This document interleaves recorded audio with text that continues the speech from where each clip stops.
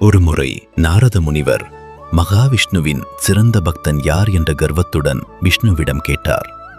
விஷ்ணு புன்னகையுடன் பூலோகத்தில் கடுமையாக உழைக்கும் ஒரு சாதாரண விவசாயியை சுட்டிக்காட்டி, அவனே என் சிறந்த பக்தன் என்றார்.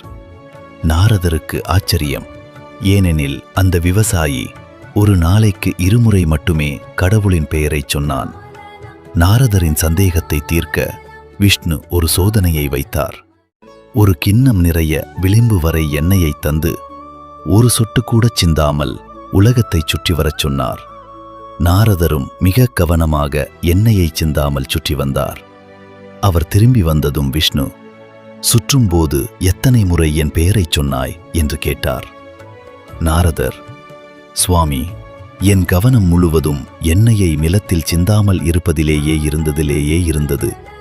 அதனால் உங்கள் பெயரைச் சொல்லவே இல்லை என்றார்.